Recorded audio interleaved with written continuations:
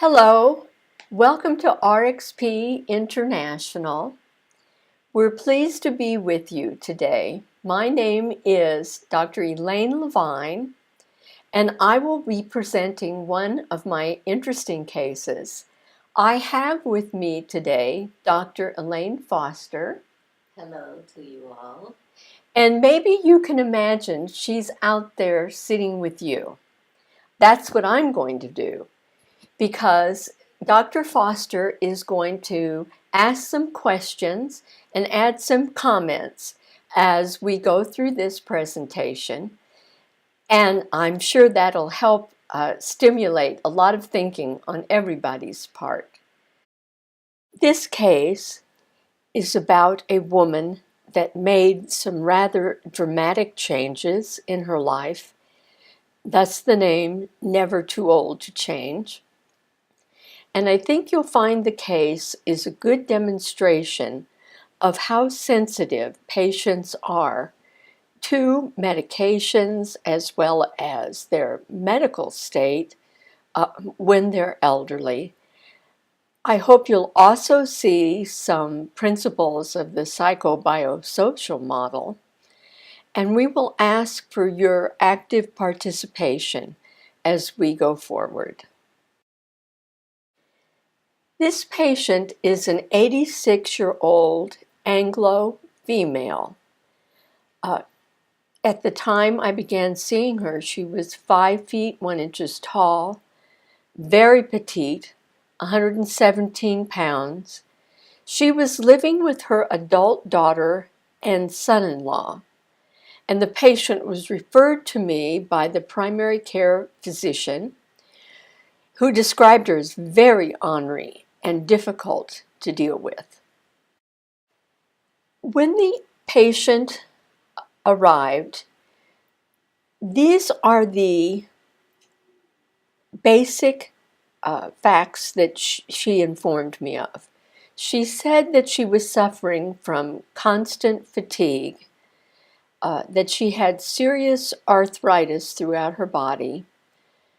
She had stated that her blood pressure was treated with some medication and was under control. She had no allergies or to drugs or food. She complained of being constantly cold, and her daughter informed me that she was quite concerned because she'd had a number of, quote, fainting spells in which she got rather dizzy and had to grab a hold of some object in order to right herself. According to the patient, one of her primary concerns was her severe insomnia.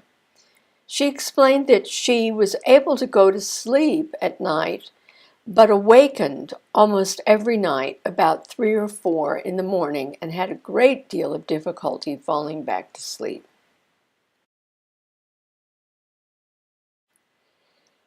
Here are some basic facts that I learned about the patient's life history. She was one of 8 children that grew up in Texas. The family was very poor. They were raised as fundamentalist Bible Baptists. She suffered sexual abuse by her father, and the father was in and out of the home. He had a severe drinking problem.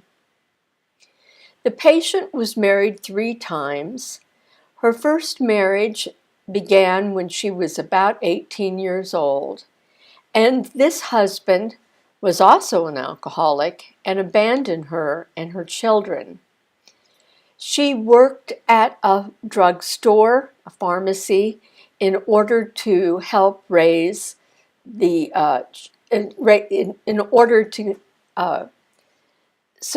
financially support her children.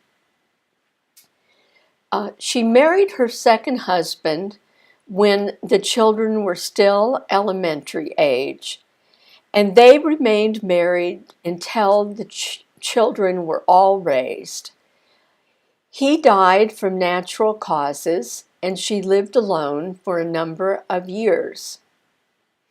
When she was in her 80s, she was courted by her third husband. She described him as the love of her life. They married about 2 years before I got to know this patient. She explained that he would do everything for her. He moved into her home. He fixed up all the parts of the house that were becoming somewhat dilapidated. He told her daily how he adored her, and he left her a small amount of money when he died suddenly from a heart attack about 9 months after they were married. The daughter and the mother were also fairly forthcoming about some of the following facts. The patient acknowledged having overused tranquilizers in the past, but she said it was no longer a problem. In fact, she told me about one incident when she was on a vacation with the daughter that had brought her into therapy and her other daughter who still lives in Texas, where her daughters had confronted her about her tranquilizer use, and she threw them down the toilet and didn't use any for a number of months. The patient did acknowledge that she had a little stash of sleeping pills, tranquilizers, pain pills, and when she would awaken in the middle of the night, she would take a little bit of this and a little bit of that until she could go back to sleep. The patient said that she did like to take a small drink of alcohol occasionally. Then the patient and the daughter explained how the patient came to live in my town, Las Cruces, New Mexico. Apparently, the patient had been very close to her youngest daughter, who lived in Texas, and the daughter and the patient had always discussed that she would live with the daughter when she became older and couldn't fully care for herself. And the patient couldn't explain why, but apparently that had not happened. She had visited in her daughter's home several times, and shortly after that, the daughter had insisted that she needed to move into a nursing home facility. The daughter became very assertive about this. She sold the patient's house and her possessions and moved her into a nursing facility. The daughter visited her there several times and then went on a vacation. And when she was gone on a vacation for about a month, the patient called her other daughter, who lived in Las Cruces, and told her, "I can't stand this place. You need to come pick me up and take me out of here." So the daughter from Las Cruces went down to Texas, took her out of the nursing home, and brought her back to New Mexico. That was several months before I met the patient, and from that time, the youngest daughter, who had placed her in the nursing home, refused to even talk to the patient or the daughter that had come to get her. The patient explained that she was presently taking the following medications that you can see on your screen. Now, I would like to ask you to stop this presentation for a few minutes and look up information about each of these medications, because now that you are becoming knowledgeable about psychopharmacology, you will want to learn about these medications that your patients are taking each time. So take a few minutes, look up about the medications, form your own impressions about them, and then Dr. Foster and I would like to discuss these medications with you. Well, Dr. Foster, I know you don't really know this patient, but if someone came in to see you, 86 years old, on these drugs, what would be some of the thoughts that you had? Well, my immediate impression goes to the idea of her being on multiple CNS depressants. And interestingly, she's taking 1 milligram of Xanax 4 times daily. The idea with alprazolam, also known as Xanax, is that it is not only a CNS depressant, but it can cause dementia with long-term use in the elderly. That would be a main concern of mine, especially because she's taking it 4 times a day. That is even more than we typically prescribe for a younger adult with healthy liver function. And of course, speaking of the liver, I have to wonder about her drinking and taking Xanax 4 times daily. So 2 CNS depressants, 2 drugs that become dependence producing over time, that she can build tolerance to, easy confusion, tendency to cause confusion. So those are the immediate thoughts.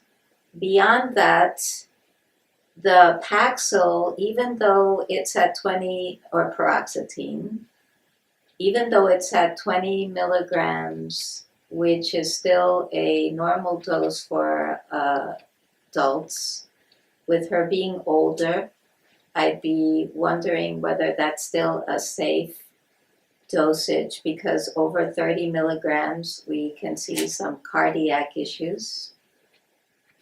Although in this case, you said she didn't really have any problems with her heart, which then makes me wonder, why is she on a blood thinner?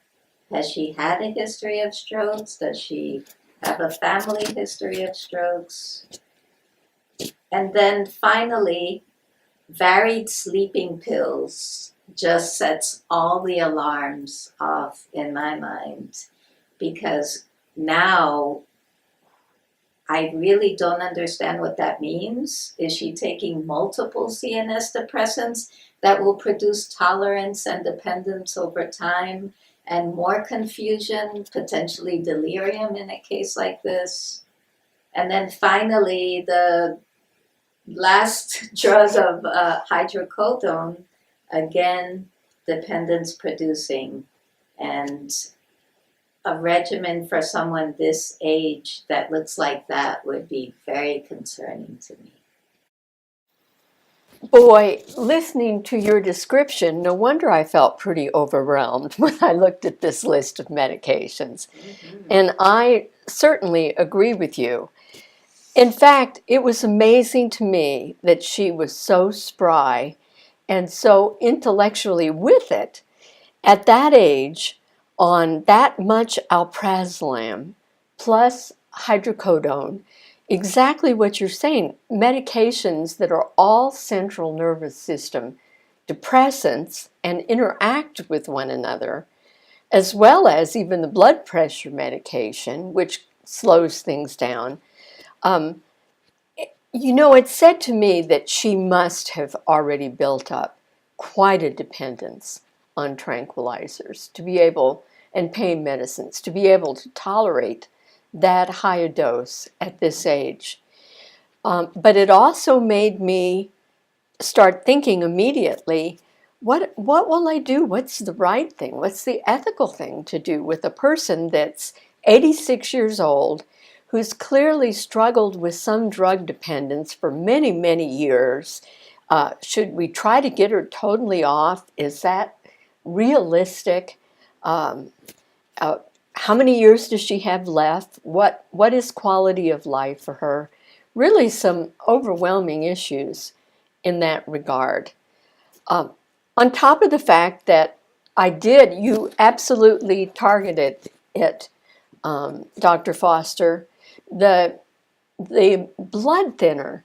When I asked her why she was taking it, she told me that was terrified of having a stroke, that she could imagine dying a lot of different ways, but she didn't want to die of a stroke.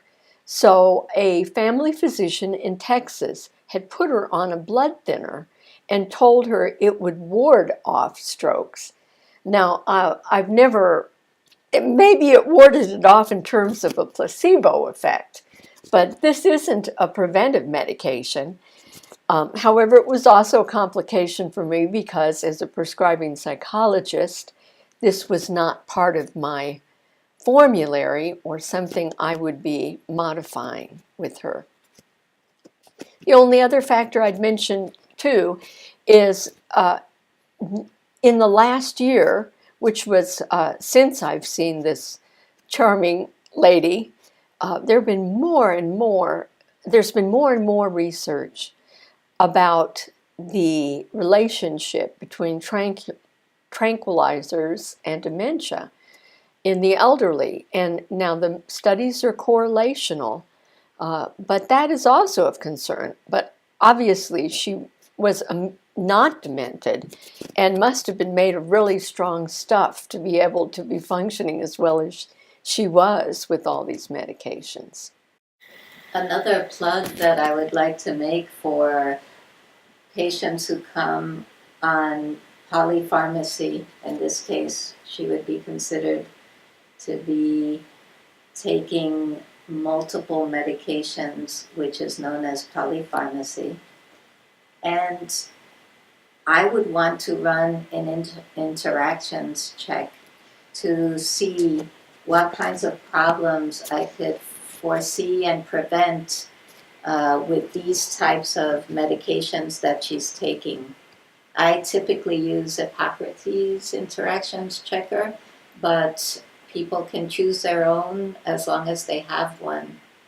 In cases like this, where there are just too many medications for you to mentally be able to remember interactions and potential problems. Right. I think it's a very good point. After a while, you begin to know some of the interactions, but there are too many here. And the Hippocrates or other sources are so helpful. But one needs to keep in mind they only look at 2 medications interacting at a time. So whatever you see may not be the worst of it. In other words, it'll tell you about hydrocodone with alprazolam, but it won't tell you about the interaction of hydrocodone, alprazolam with paroxetine. It's only 2 at a time.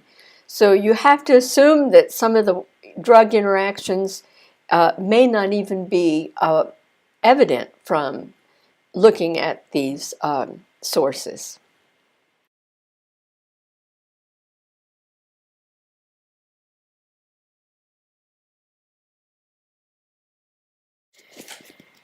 Here are the patient's presenting symptoms. She was very free to express a great deal of sadness and loss. She particularly was missing her 3rd husband, who so adored her. But she was missing so many of her possessions from the house and was really confused about the time she was moved from the house to the nursing home. Another complaint that she emphasized was her trouble sleeping. She explained that she often woke up in the middle of the night and that she had a lot of nightmares. And even though she was 86 years old, she was still struggling with nightmares about her father abusing her. She would wake up and then she would take extra pain pills, a little bit of alprazolam, or something else which she didn't clearly define, as Dr. Foster mentioned, in order to get back to sleep. Since there had been some question of her intellectual functioning, I decided to also give her a mental status exam. And I choose the mini mental status exam, and you know she scored a perfect 30. She didn't miss a cue. She was oriented to person, time, and place. Her eye contact was very good. She knew all the charming things to say. She didn't have a hearing aid, and she could hear everything at normal loudness.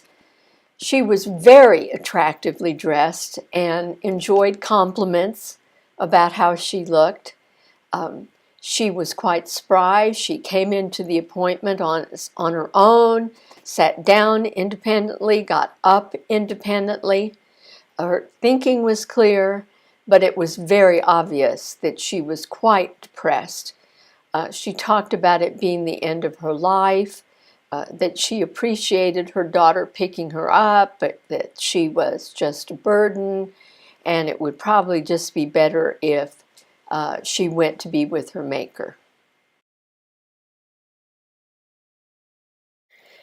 Now, at this point, I thought it would be important for me to form a working diagnosis. And you know from some of the initial coursework that Dr. Foster and I have presented to you that the diagnosis may change during the process of the therapy, and you may focus on different issues. But at this point, what would you consider the working diagnosis to be? Why don't you write that down, and then shortly I will tell you my working diagnosis.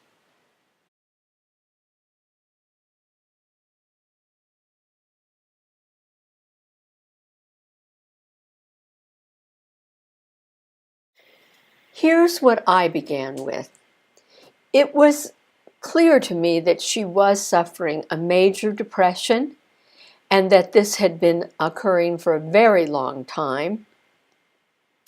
I thought it was chronic and severe. Because of her description of the nightmares and the difficulty sleeping, it seemed to me that she still was struggling with some post-traumatic stress related to difficulties in her early upbringing, particularly the sexual abuse. As we discussed about the medications and our concerns about that, I thought there was a substance use problem. She said she had it under very good control, but I wanted to note to myself that if it was in remission, it was only in partial remission. As far as her medical problems, the main ones were her arthritis and her elevated blood pressure, but both of those seemed to be under pretty good control with medication. And can I ask you a Yes. question about this? Was the hydrocodone for the arthritis Yes, pain? that's what I was told. Did you have thoughts about that? I think it's using an elephant gun, and not only is it a strong dependence-producing painkiller, but it doesn't address the inflammation. Very good point. I think that's something that should be addressed. And if she were to come back, that would be a good thing to look at. You raise a really interesting point here because there's so many things going on with this patient. And as is true for so many of our patients, and I think one finds oneself focusing on the primary ones first, but that would certainly be something valuable to look at. So thank you for that input. What I was thinking, along with this chronic depression, which may have started very early in her life, I thought there were some other recent stressors The estrangement from her daughter in Texas was bothering her a lot. They had always been very close. She was really missing her third husband, and she talked a lot about feeling kind of disoriented with losing all of her possessions. Now, was your diagnosis similar to mine?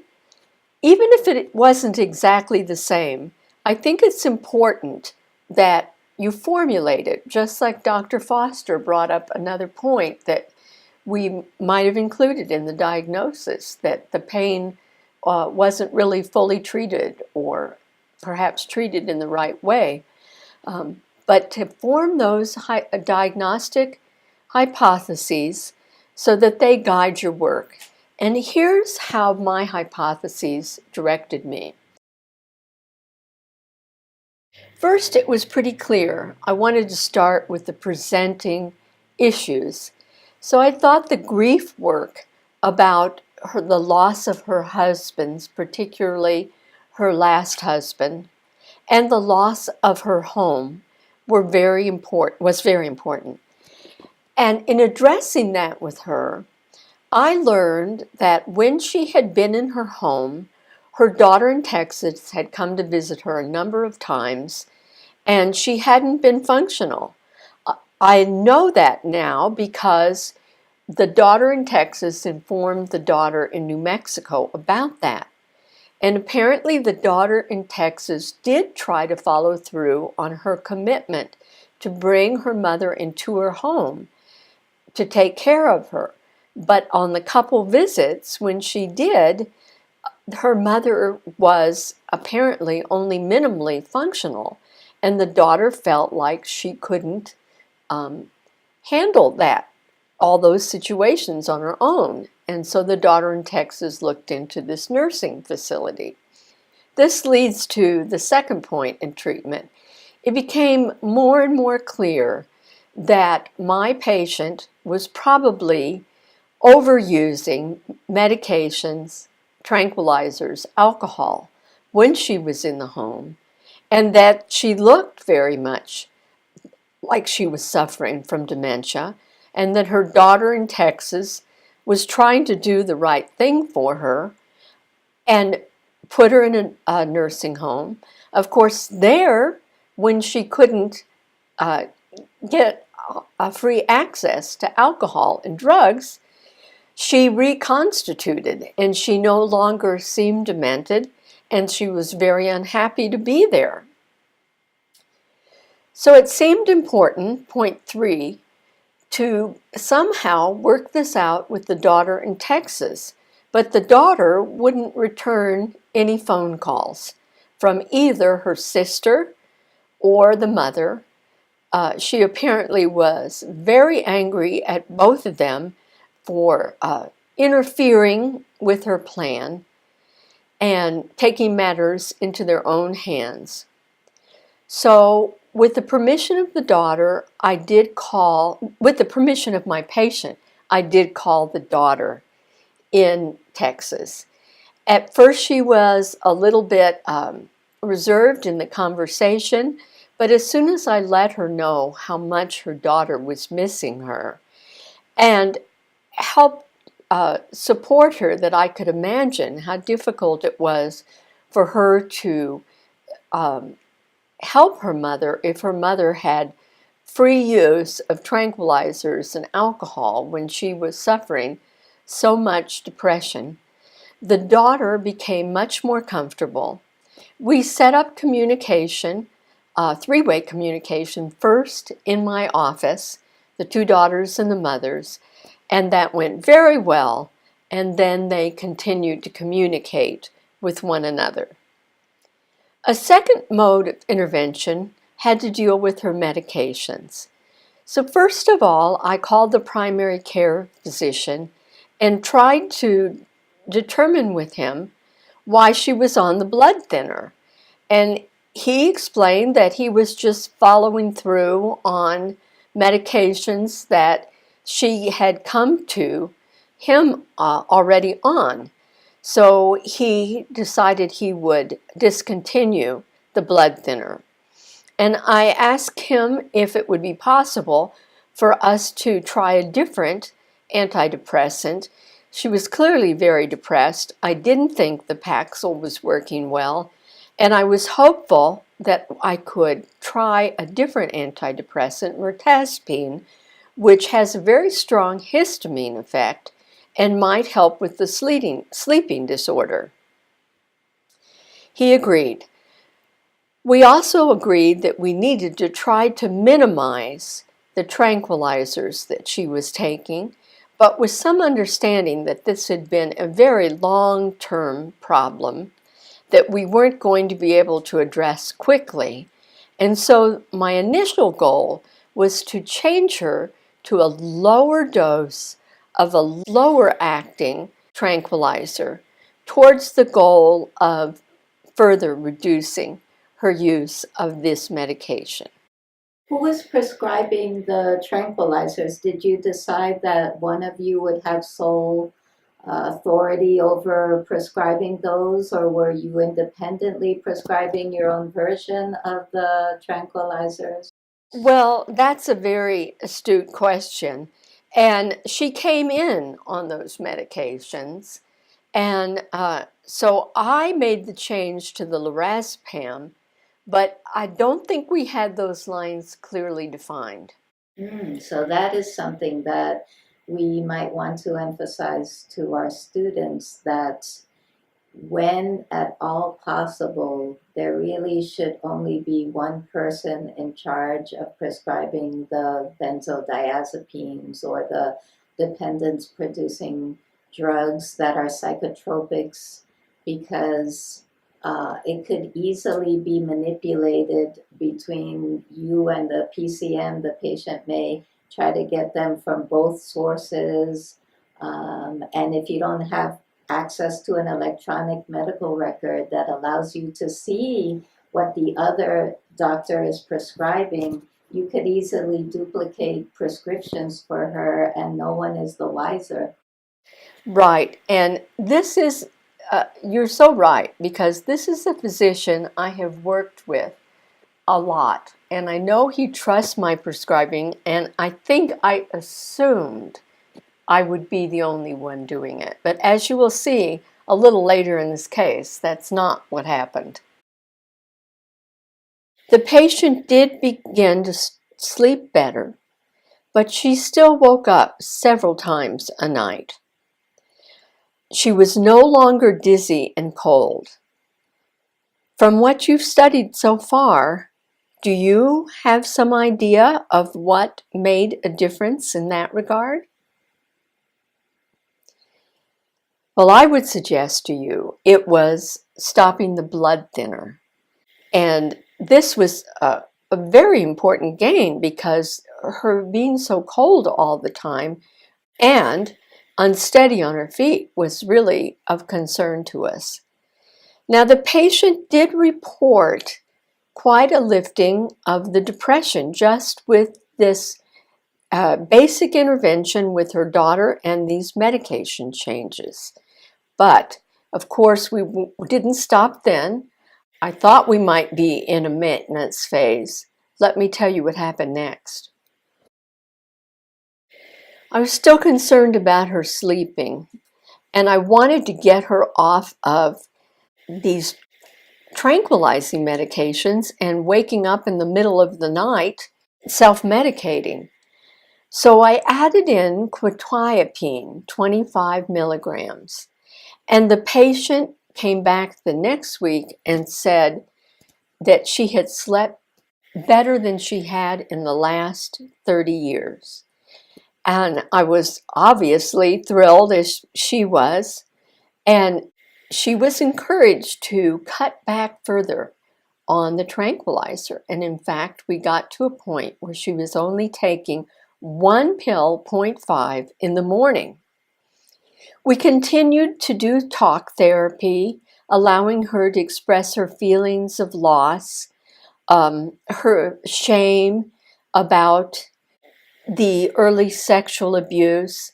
She was still holding herself as somewhat responsible.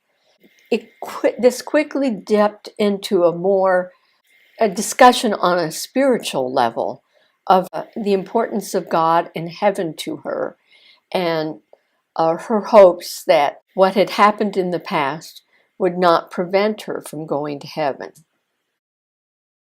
We made these, I thought, rather significant gains, and she was very happy, and we'd more or less decide not to meet for a few months. I didn't really fully terminate her, but let's see how you do over the next few months.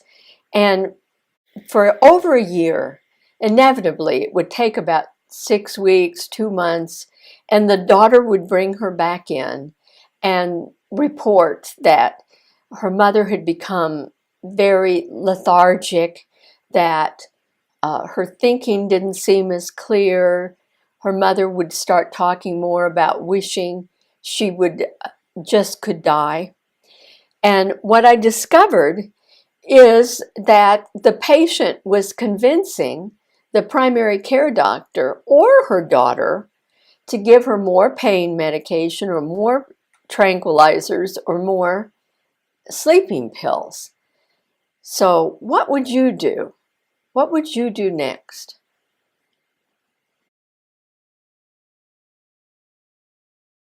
Well, of course, I would try to restabilize the medication and do exactly what Dr. Foster had discussed earlier. I called the primary care physician and let him know that I thought she was misusing some of these medications, and he was quick to say, "You do it. I won't prescribe the psychotropics anymore." And he was very good about that, because she would come in and tell me, "I was in a lot of pain and my doctor told me I had to just come back and see you." So now this was the regimen we were able to stabilize her on: the hydrocodone, lorazepam, mirtazapine, and quetiapine. There was a problem, however. While she was doing well, a new black box warning came out about the atypical antipsychotics. You'll remember what we taught you about the black box warnings from the FDA. Well, a warning had come out that you shouldn't use antipsychotics with elderly, demented patients because it can cause cardiac events. So I discussed this with the primary care physician, and he had an interesting take on it. His response was, "Well, she's not demented, so you could use it with her." And I thought, well, that's slipping around the issue. She may not be demented, but I don't think the dementia is what causes these medications to be dangerous with the elderly. It's the reason I think it was written that way is because they only have an FDA approval for dementia in these patients. It really is off-label to use it for sleep. So I was still concerned about this and wondered what to do, what I should do. What would you do? I straightened up my back and I told her that there was a new black box warning about quetiapine and that it could increase the cardiac risk. It's not a high increase. I asked her to think about if she wanted to, what she wanted to do about that. She said she'd think about it for a week. She came back in a week and said, "Honey, it has helped me so much. I'm sleeping better than I have in so many years. I'll take that risk. Maybe it just means I'll die in my sleep, and that would be fine with me because I don't want to have a stroke." So we thought the therapy was successfully terminated. However, I didn't hear from the patient for about 6 months when her daughter brought her in saying that her mother was feeling very depressed and was speaking in suicidal terms. She kept saying that it would be better if she was dead, and she couldn't understand why she had lived so long and she wasn't of use to anybody. I went through detailed history taking, medication taking, and the primary care doctor had not prescribed any other psychotropics for her, or pain medicines. She hadn't had any serious medical problems. She did have a urinary tract infection, and she'd taken some antibiotics for about 4 days. She explained they made her very sick to her stomach, and she had stopped them, but that she wasn't having any further urinary discomfort. So we addressed the suicidal thinking. Once again, her daughter was very helpful in, again, convincing her that how much she was loved and how much the extended family loved to be with her. But there's something else that needed to be done. Do you have an idea? Well, 4 days is not a sufficient time for an antibiotic to work for a bladder infection. The typical time frame is 10 days to 2 weeks. And further, among the elderly, it's often a good idea to retest the urine at the end of treatment, a few days after the end of treatment, because they're so prone to bladder infections. So I did order a urinalysis. Now remember, as a prescribing psychologist, I wouldn't be prescribing for treatment of the bladder infection, but I can order all the blood tests. So I ordered, or other laboratory tests. I ordered a urinalysis, and she still had a bladder infection. I sent the results to the primary care physician and consulted with him, and he did order a new round of antibiotics. I asked the patient to come back the next week, and when she returned, the confusion had totally remitted. Dr. Foster and I really want you to keep this factor in mind, that even a small illness can cause so much disturbance in the elderly. And treating this bladder infection cleared the symptoms of delirium. Now, if you go on with your studies of psychopharmacology, you'll probably want to learn more about differentiating dementia and delirium. But in this case, her confusion was clearly caused by her physical state, and in handling the bladder infection, the confusion dissipated. But she was still very depressed.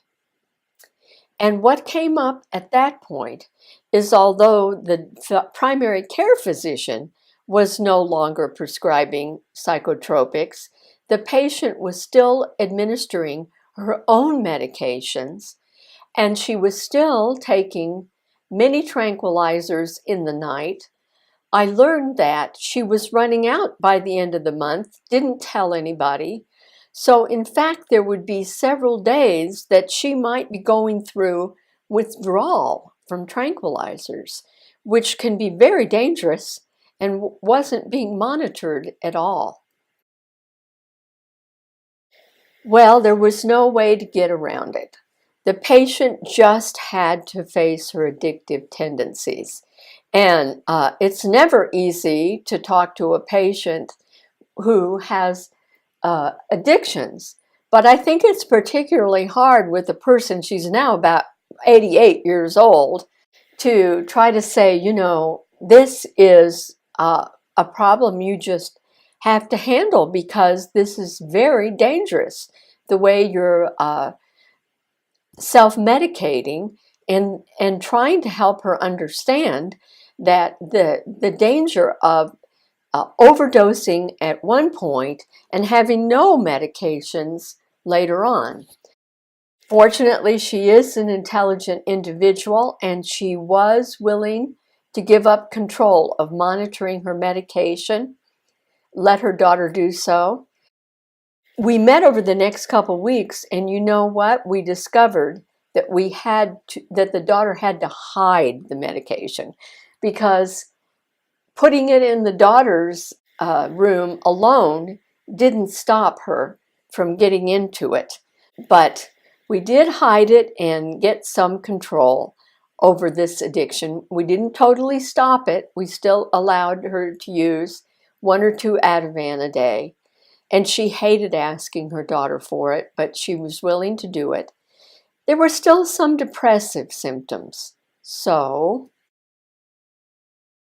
with the consulting with the primary care physician, we decided to add in 5 milligrams of escitalopram in the morning. I'll leave it up to you to look that up and see what that's for. I thought it would balance out the Remeron, which can be quite sedating, as this would be kind of energizing for her. And indeed, after 2 weeks, we did see some success. Her affect was much brighter. She said she was feeling better, sleeping well. She came in about 3 months for just a check, but no problems. In fact, she remained symptom-free for 6 months. At that point, the mother and daughter came back in, and I mean to tell you, there was tension in the room. The daughter said, "Mom, tell her. You need to tell her. I think she's really unhappy and she really needs more help."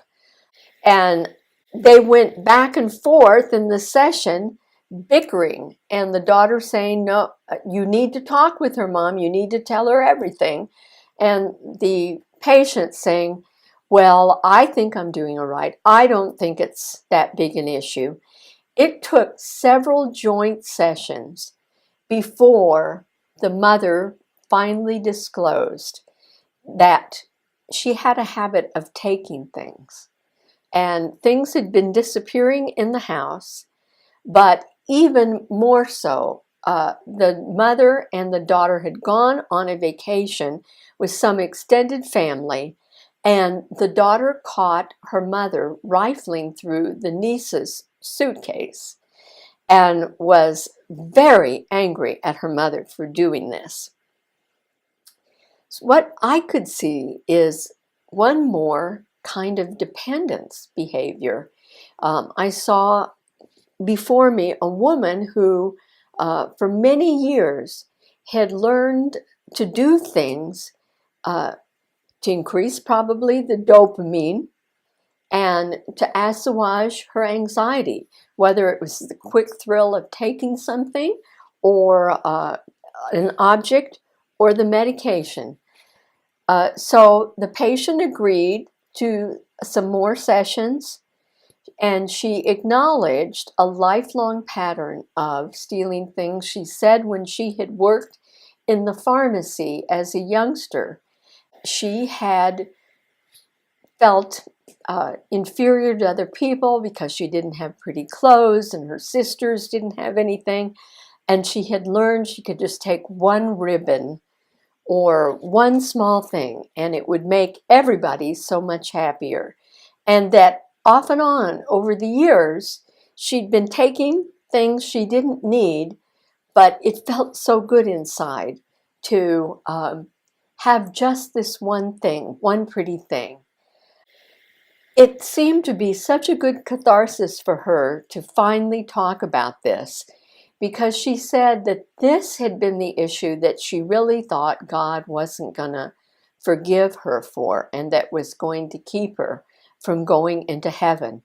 And with talking about this and saying, I know I can stop it, she felt she was ready to terminate therapy. The daughter, however, had been so agitated in the last 2 sessions that I strongly encouraged her to consider therapy of her own. And I was wondering if she wasn't going to need help in managing her mother and keeping her mother happy. And the daughter said that she would consider it. Okay, here's some points that Dr. Foster and I think are really important. that we want you to consider from this case. Very often, elderly patients are over-medicated. They've gotten some medications from one doctor, some from another. They've moved places, and no one has looked at all these medications or the possibilities of the side effects of the polypharmacy. As a rule, I always ask the elderly patients to bring in all their medications so I can look them over.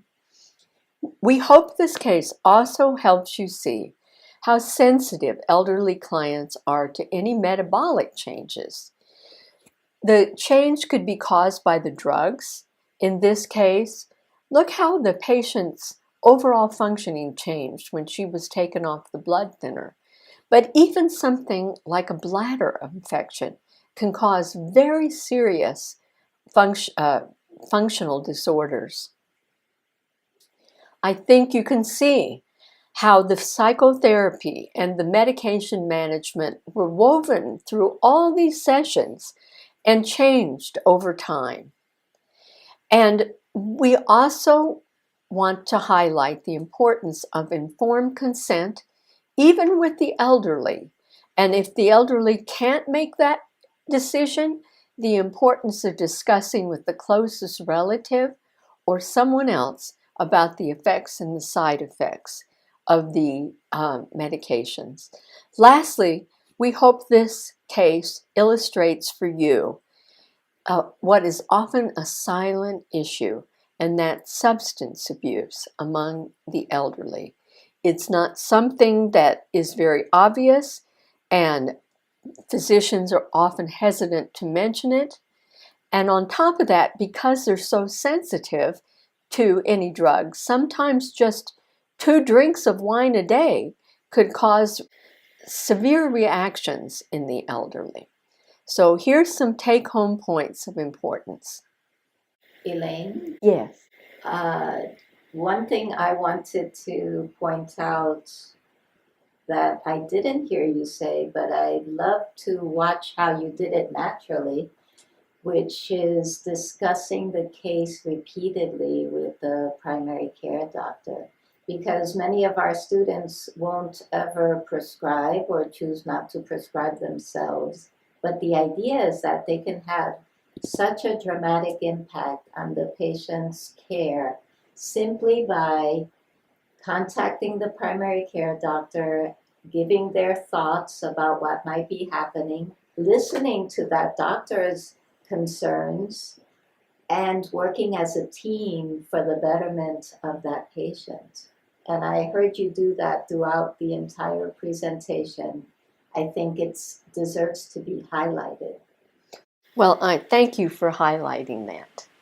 The other thing that I thought I would just toss in there is the importance of determining, especially in the elderly, the difference between dementia and delirium.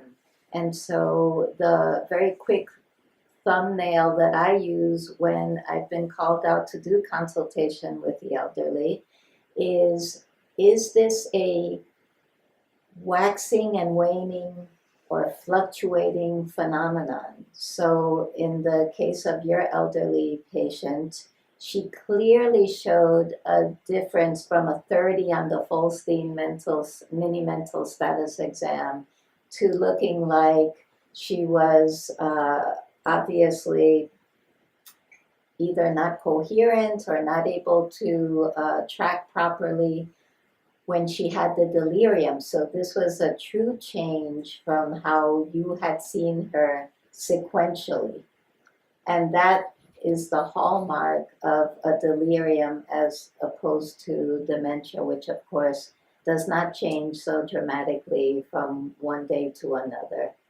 I'm glad you mentioned that. And I think, again, that's why the role of our students is so important, because if you only have 10 minutes with the patient and you haven't seen them, like a primary care doctor, you haven't seen them for 4 months and you have 10 minutes and they're, at this point, she was about 88, 89, you might easily think dementia and not even look further. So knowing your patient over time is extremely important. We hope that you found this case interesting and useful, and that you will also be interested in learning about some of our other fascinating cases, and come visit us again. Thank you.